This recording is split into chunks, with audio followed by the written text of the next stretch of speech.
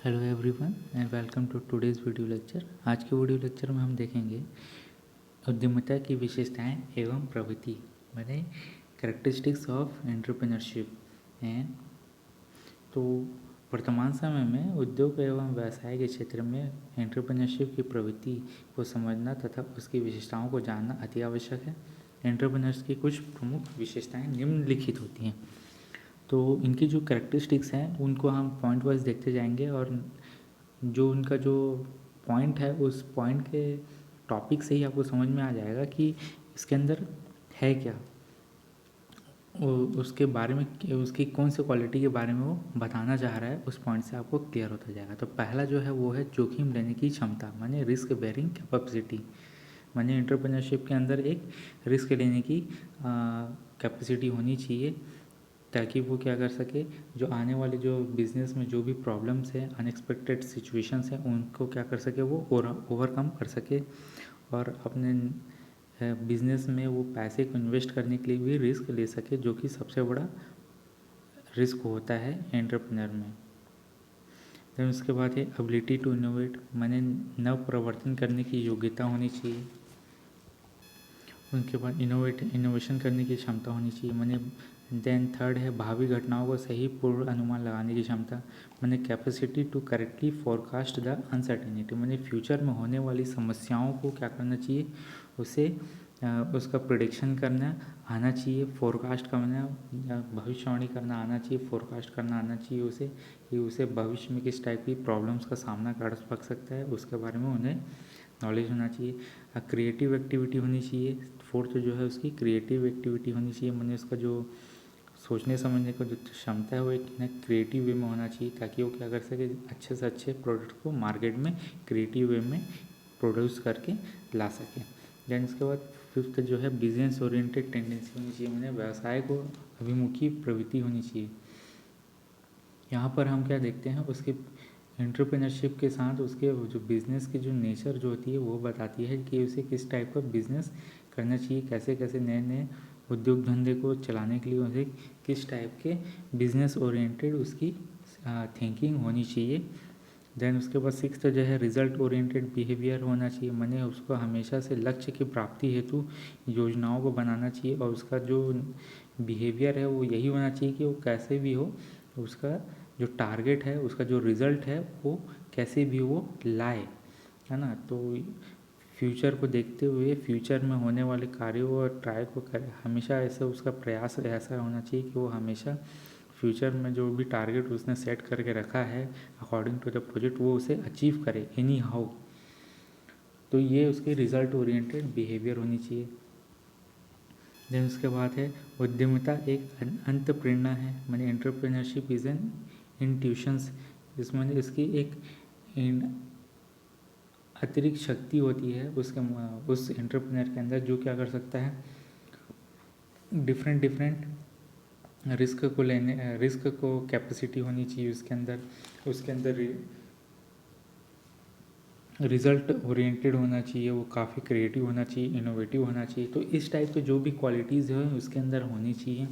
साथ ही साथ professional activity होनी चाहिए उसमें, उसके अंदर ऐसी कैपेबिलिटी होनी चाहिए कि वो प्रोफेशनली हर काम को प्रोफेशनली करे, साइंटिफिकली एनालाइज करते हुए हर प्लान को वो क्या करे, एग्जीक्यूट करे। ये उसके अंदर एक क्वालिटी होनी चाहिए। देन उसके बाद है नॉलेज बेस्ड प्रैक्टिस।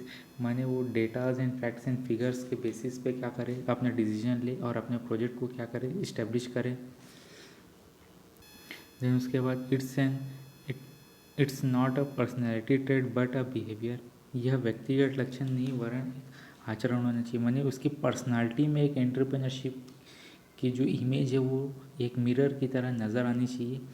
ये नहीं कि बिहेवियर ही नहीं, उसकी बिहेव में करने, एक एंटरप्रेन्योर की तरह बिहेव करना ही सफिशेंट नहीं होता। उसके अंदर उसकी जो भी पर्सनालिटी, जो भी उसके क्वालिटीज़ हैं वो उसके पर्सनालिटी में भी क्या होनी चाहिए, नज़र आनी चाहिए। तो ये एक उसकी कैपेबिलिटी होनी चाहिए। देन उसके बाद 11th जो है based on principle not on the institutions. माने अपने आंतरिक शक्ति के पर भरोसा नहीं, कम से कम उसे किसी सिद्ध सिद्धांतों या फिर एक प्रिंसिपल के बेसिस पे उसे कार्य को अंजाम देना चाहिए।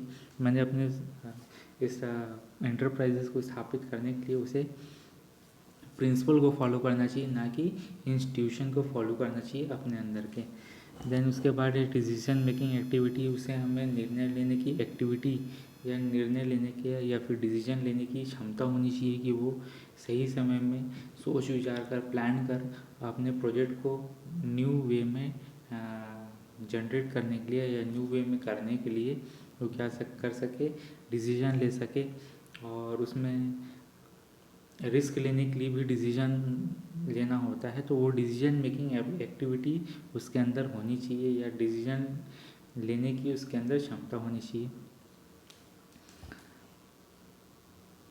देन उसके बाद मैनेजमेंट करने की उसके अंदर कैपेबिलिटी होनी चाहिए। Management is a vehicle of entrepreneurship, माने उसके उस एंटरप्रेन्योर के अंदर जो मैनेजमेंट करने की भी क्षमता होनी चाहिए, ताकि वो क्या कर सके, बहुत अच्छे से अपने एंटरप्राइजेस को स्थापित कर सके और उसे सही और वेल ऑर्गेनाइज्ड वे में with proper coordination and cooperation उसे डायरेक्शन देते हुए अपने एम्प्लॉयज़ को डायरेक्शन और इंस्ट्रक्शन देते हुए उसमें कार्य की रचना करे या फिर कार्य करवाए, जिससे वो एक डिज़ायर्ड रिजल्ट प्राप्त कर सके। देन उसके बाद है entrepreneurship is a creation of environment. Entrepreneurship एक ऐसा वातावरण निर्मित करता है जिसमें क्या होता है, सामाजिक, आर्थिक एवं राजनीतिक, धार्मिक, सांस्कृतिक वातावरण से प्रभावित होता है। और इन सभी वातावरण में क्या होता है, मनुष्य डिफरेंट पॉइंट ऑफ व्यू को के बारे में सोचता है और उसके अकॉर्डिंग वो क्या करता है, एक्शन लेता है। देन उसके बाद 15 जो है वो है सार्वभौमिक क्रिया। एक यूनिवर्सल प्रोसेस है, ठीक है। एक एंटरप्रेन्योरशिप है, एक एंटरप्रेन्योरशिप एक क्या है, यूनिवर्सल प्रोसेस है जिसमें छोटे बड़े सभी बिजनेस में और एवं समाजों में क्या करते हैं, हम इस एंटरप्रेन्योरशिप के क्वालिटी को हम एक्सेप्ट करते हैं और उसी के बेसिस पे ही हम कार्य करते हैं। देन उसके बाद 16 जो है आपको लो रिस्क। हमें ऐसा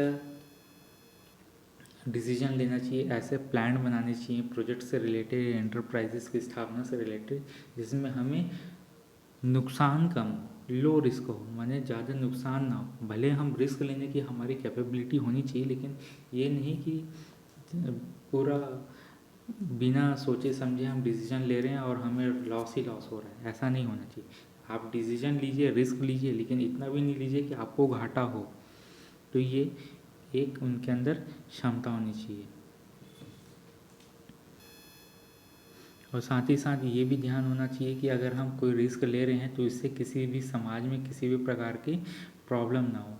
माने आप अगर कुछ ऐसे बाय प्रोडक्ट्स बन रहा है आपकी एक फैक्ट्री में, जिससे आसपास के खेतों में या गांव में या अंडरग्राउंड वाटर को नुकसान हो रहा हो, या फिर आप ऐसे बाय प्रोडक्ट्स आपके फैक्ट्री के चिमनी से निकल रहा है जो आसपास के एरिया में एयर पॉल्यूशन कर रहा हो, इस टाइप के भी रिस्क हमें नहीं लेने हैं।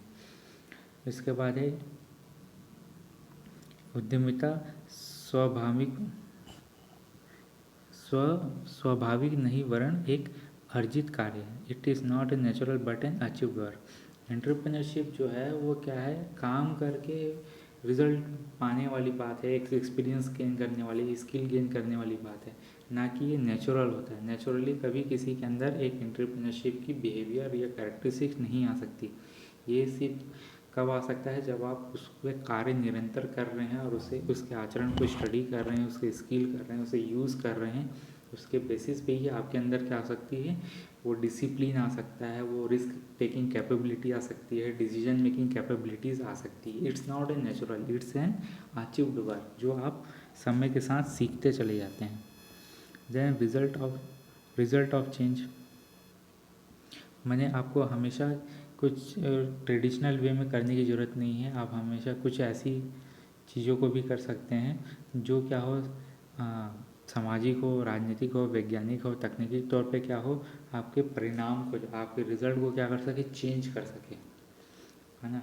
आप ऐसे टेक्निक को यूज़ कीजिए या ऐसे इनोवेटिव वे को यूज़ कीजिए जिससे क्या हो, आपके साथ साथ सोशली और पॉलिटिकली और साइंटिफिकली वो क्या हो, टेक्निकली क्या हो, वो गेम चेंजर की तरह काम करने, वो आपके पूरे जो थिंकिंग है या फिर उसके रिजल्ट्स जो हैं वो पूरा परिणाम जो है चेंज हो जाए। ठीक है।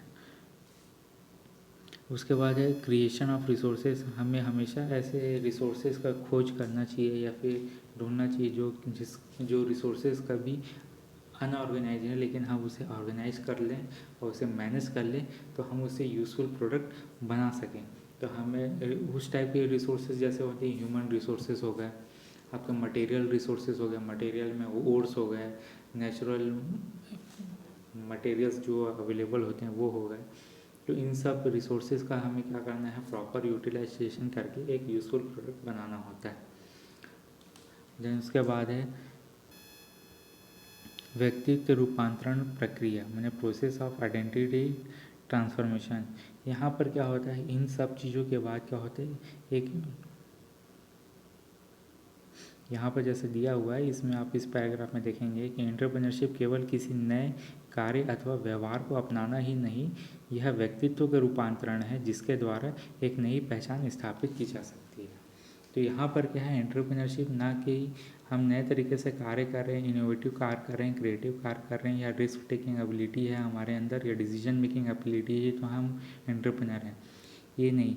ये साथ ही साथ क्या करता है, आपको नए कार्य कर, आप अपने एंटरप्राइजेस में तो आप इसे उपयोग करते ही हैं, साथ ही साथ क्या करता है, ये आपको मेंटली स्ट्रांग भी करता है, आपकी जो पर्सनालिटी है उस पर भी क्या करता है, ये ट्रांसफॉर्म हो जाता है, जिससे आप क्या करते हैं, इन सब चीज़ों को बड़ी ईजिली फेस कर सकते हैं। एंड उसके बाद जो एंटरप्रेन्योरशिप जो है वो एक लाइफ स्टाइल है, आपको उस लाइफ स्टाइल को जीना पड़ेगा, उसे उसी ढंग से जीना पड़ता है, उसी ढंग से उसे आपको अपनाना पड़ेगा, तभी आप क्या कर सकते हैं, बिजनेस में अपना वर्चस्व जमा सकते हैं, अपनी क्रिएटिविटी और अपनी इनोवेटिव थिंकिंग को एक यूज़फुल प्रोडक्ट बना सकते हैं, रिसोर्सेज को यूटिलाइज कर सकते हैं ताकि आप मार्केट कैप्चर कर सकते हैं, प्रॉफिट कमा सकते हैं। तो आपको इन सब कैरेक्टरिस्टिक्स को अपने अंदर अपनाना भी होगा, अपने पर्सनालिटी को चेंज करना होगा, अपने अपनाना होगा, और ये कोई नेचुरल नहीं आता, ये अचीव करना पड़ता है। आप जितना ज़्यादा इसे अपने लाइफ में लाएंगे और अपने पर्सनालिटी में लाएंगे, ट्रांसफॉर्म करने की कोशिश करेंगे, उतना ज़्यादा आप इसमें सफल होंगे। तो आज के वीडियो लेक्चर में इतना ही। Thank you.